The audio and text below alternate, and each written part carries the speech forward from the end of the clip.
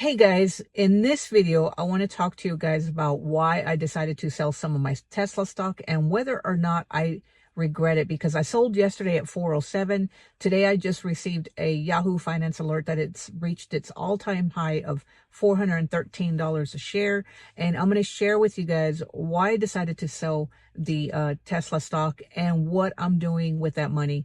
So hey guys, if you are new here, my name is Susan Velez, and on this channel we talk about making money, saving money, investing money, and taking care of our health so that we can catch up for retirement, especially if you are late to saving for retirement like me. So yeah guys, I sold some of my Tesla stock.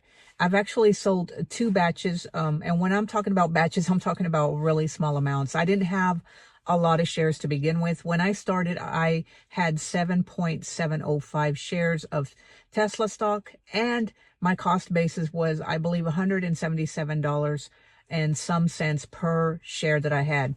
So I have been watching a lot of finance videos. I've been learning a lot about investing and really just trying to make the most money that I possibly can to try to help me reach my net worth of $500,000. If you guys are new here, you know that I am, well, you may not know, but I'm trying to reach a net worth of $500,000 because when I started investing in my late 40s, I had zero. And so I'm doing everything I possibly can to try to catch up for retirement. And I know a lot of people say you shouldn't buy individual stocks, but I have a handful of individual stocks that I do invest in. And I decided to sell some of my Tesla stock, and I'm going to share with you guys why I did this. So as I said, guys, I didn't have a lot. I had a little over 7 shares of Tesla stock. I think about a month ago, I sold 2 shares, and the 2 shares that I sold at $355 a piece. And then I sold more yesterday. I sold 0.705 yesterday at, I think it was like $405. So for the 0.705, I got like $289 from that share, which in total, from the 2 that I sold last month and then the small amount that I sold yesterday, I got my investment back that I put into the Tesla stock. When I bought the stock, I got my investment back plus a little bit of profit. So that was the reason that I sold, was I was trying to get my investment back. And the gravy on top is that I got a little bit of profit on top of my getting my money back. So that leaves me with just 5 shares of Tesla that are house shares now. So I have no more of my own money invested in Tesla. And everything that I have, those 5 shares are just house shares. So that's the reason that I sold, is I wanted my money back and then just to let the rest ride as house shares. Now, I know this probably sounds a little weird, especially for me, guys. I'd always bought with the understanding that you hold forever. But the truth is that if you have individual stocks, at least me, guys, I'm not giving financial advice. I'm not a financial advisor, but this is what I have learned and this is what I'm doing. When I buy individual stocks, this doesn't apply to ETFs or anything like that. With ETFs, guys, and index funds, I invest for the long term. I don't plan on selling them until I need the money. And that's it. I hold those long term. With individual stocks, my goal is to buy in as low as I possibly can, hold that for as long as I can, hoping that that stock goes up higher than what I purchased it for. And then I try to sell a little bit, trim it down so that I get my investment back and then let the rest ride as house shares. I never used to do this, guys. As a matter of fact, I remember buying Disney. I bought Disney about, I don't know, 2-3 years ago. I don't even remember. I've had Disney for a long time. I bought into Disney with the mistake of buying higher than I should have. And at the time, the market was doing really well. I bought in at, I think my cost basis for Disney is $120. And at the time that I bought it, it went up. I don't even remember how high it went up, but it did go above the 120 cost basis that I had. Well, with the mentality of hold it forever, I didn't sell. So I think it's like 3 shares of Disney. So I don't have a lot of money invested into Disney, but I do have 3 shares and I'm trying to unload. I've set a limit to sell it when it reaches above my cost basis. I don't want to lose any money.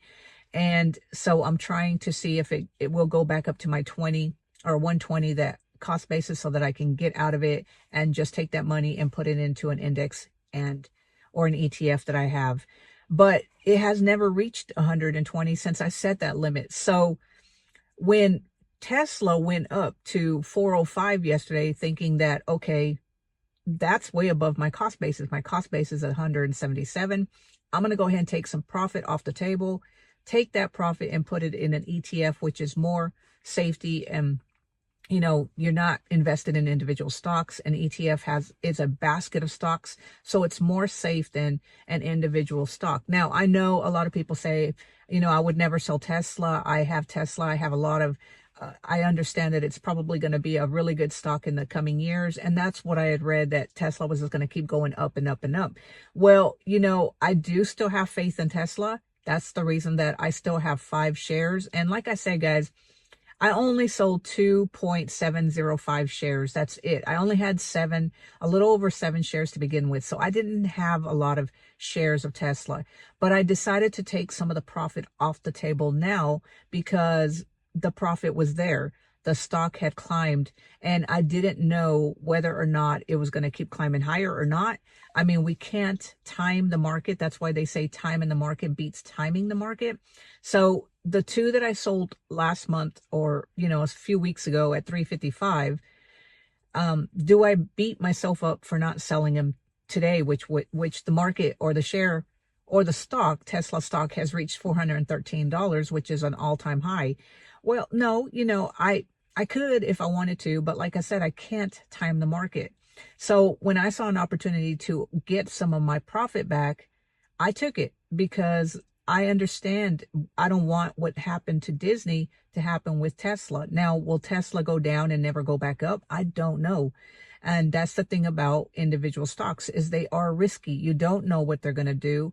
So whenever I saw an opportunity to take some profit and reinvest that money that I invested into Tesla in the first place, plus a little bit of profit, and put that into a more secure ETF or index fund, well, I'm going to jump on it because I don't want the same thing to happen with Tesla that has happened with Disney. Disney I'm holding until it reaches my cost basis, and I don't even know if it's ever going to reach that cost basis. And I may end up just selling Disney and taking a little bit of a loss, but I'm holding on. I'm not in a rush to sell it. So I've just set a limit, that hoping that it will reach my cost basis. So now that I have 5 house shares and none of my money invested in Tesla, I'm just going to let those shares ride.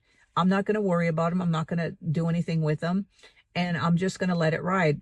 And if they go really high, that's great. I mean, we all want to make some money in the stock market, given the reason that we invest in the stock market. But now, if Tesla actually takes a dip, then, I'm not losing any of my own money because I have none of my money invested in Tesla. So that's one of the things that I have learned to do differently when I invest in individual stocks, is that when I see an opportunity to take a profit, as long as I have held the stock for more than a year, because you don't want to get hit with really capital gains tax. So you want to make sure that you hold on to it at least a year before you sell it again. Otherwise, you're going to get hit with the highest tax. And then I will take profit. That way I'm not holding something that falls below my cost basis. And then I don't even know if it's going to rise again. So that's what I'm doing different with individual stocks. Although I want to admit, guys, individual stocks are very, you don't know, if you really don't know how to pick individual stocks.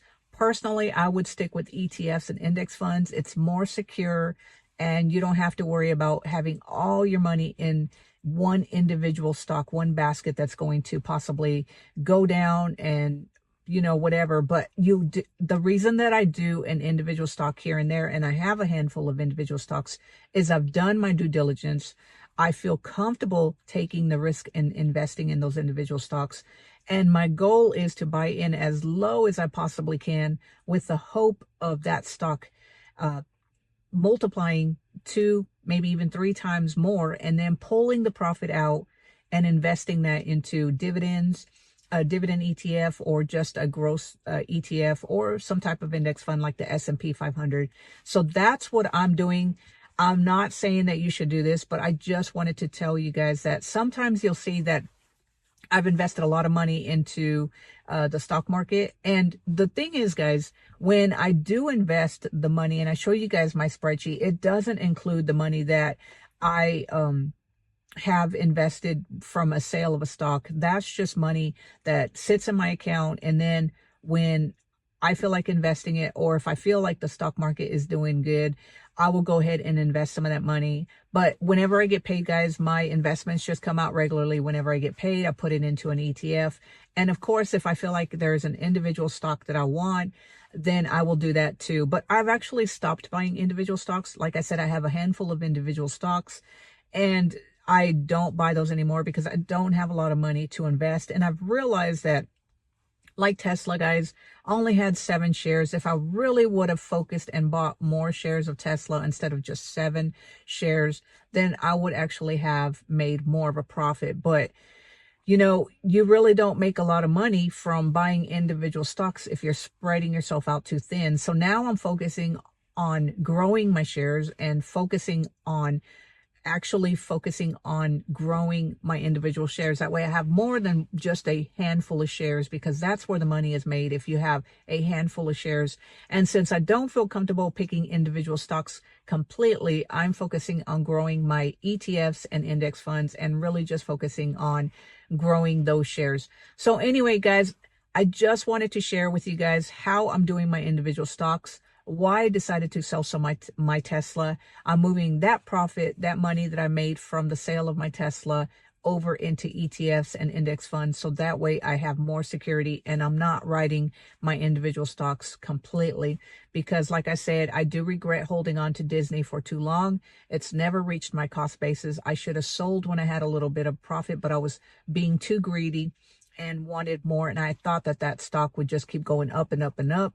And you don't know how far that stock goes. So my motto is now that if I feel comfortable with the amount that if I've held on to a stock for at least a year, and that stock has climbed at least 50, 60, or even 100% more than what I paid for it, you know, I got to feel comfortable with the profit that I'm getting back, but I'm not trying to be completely greedy, especially when it comes to individual stocks. I will pull some of that profit out. My goal is to pull my investment back out and let the rest ride as house shares. And that's the reason that now that I have a couple of other individual stocks, I focused more on buying them low and really just building up my shares. That way, when it comes time for that stock to actually make a profit for me, I can actually sell a few shares and then have more as house shares and not have any of my money invested in the individual stock. Let it do what it needs to do. And I've pulled all my money out. Of course, I don't want that stock to crash, but you know, if it does start losing money and I don't sell in time, I haven't lost any of my own money. So anyway, guys, let me know how you handle individual stocks. Would you have sold Tesla? Do you even invest in Tesla? And if so, guys, let me know what your strategy is for individual stocks. I'd like to hear what your strategy is. As I said, guys, personal finances are personal. We all make our own decisions when it comes to our finances. They may not be the right decision for everybody else, but at the time they are the right decision for ourselves. So anyway, guys, if you enjoyed this video, give it a thumbs up. Click on that subscribe button so that you can be notified whenever I put out a new video, and I will talk to you later. Have a great day. Bye.